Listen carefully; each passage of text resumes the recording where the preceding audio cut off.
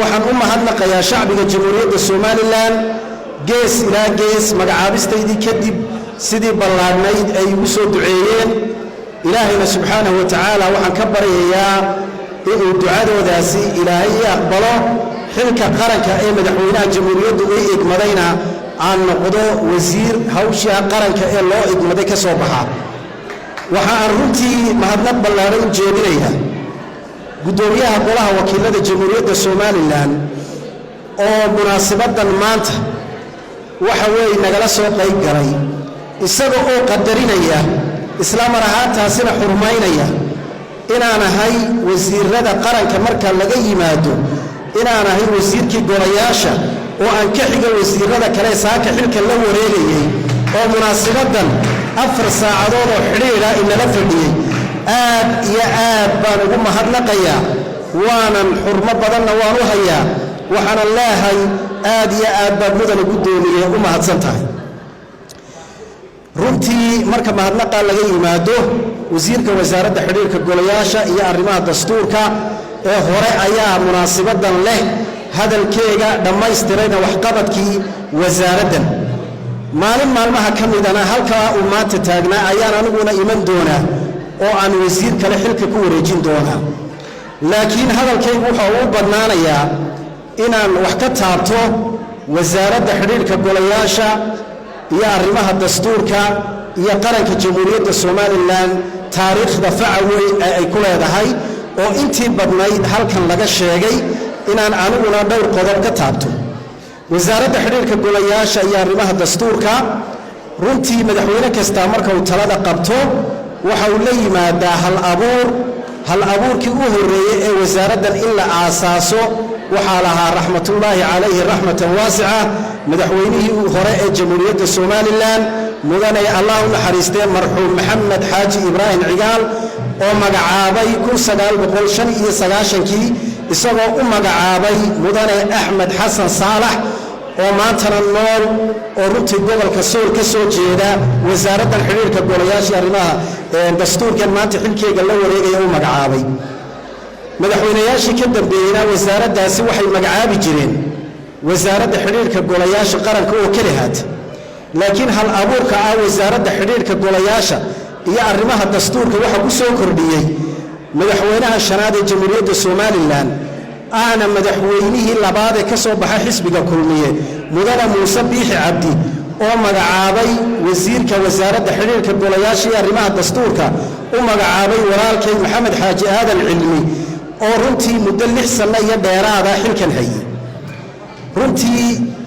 wasaaradda xiriirka golayaasha iyo arrimaha dastuurka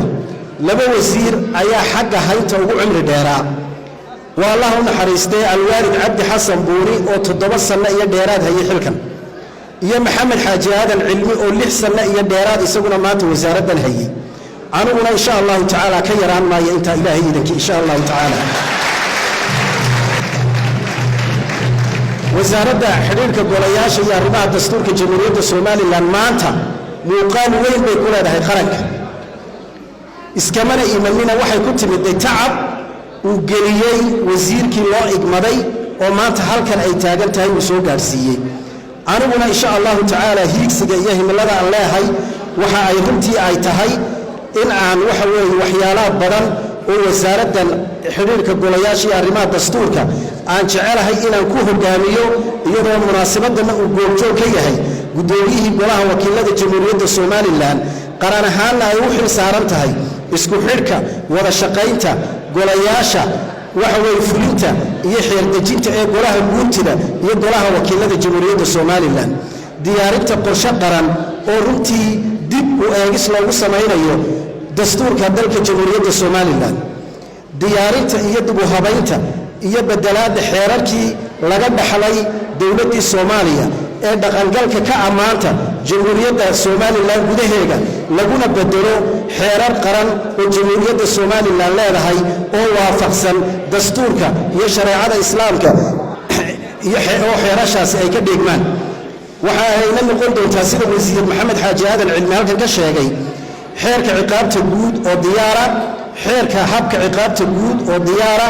xeerka madaniga ah iyo xeerka habka madaniga ah oo intaba aan golaha wasiirada jamhuuriyadda Soomaaliland aan horgeyn doono runtii taariikh weynna noqon doonta aniguna aan u arko inaan wasiir ahaan ku soo beegmay xeerashaasi bedeladoodii iyo xeerar qaranka jamhuuriyadda Soomaaliland leeyahay lagu bedelo inaan ahay wasiirka wasaaradda xiriirka golayaasha arrimaha dastuurka ee arintaasi ku santanaan doona haddii alla yiraahdo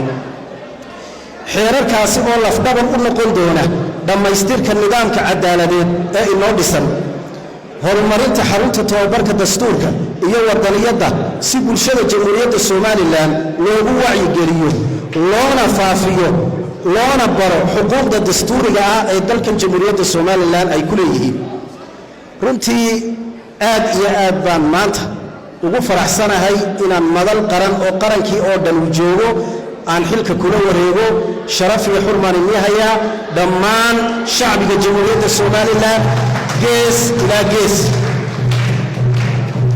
runtii waxa lagu dheeraaday maanta wasiir baa tahay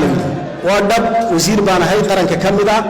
laakiin wasiir waxaan ahay xukuumad xisbiga kulmiye ka dhalatay ka soo dhaxbaxay oo aan cidla ka yimin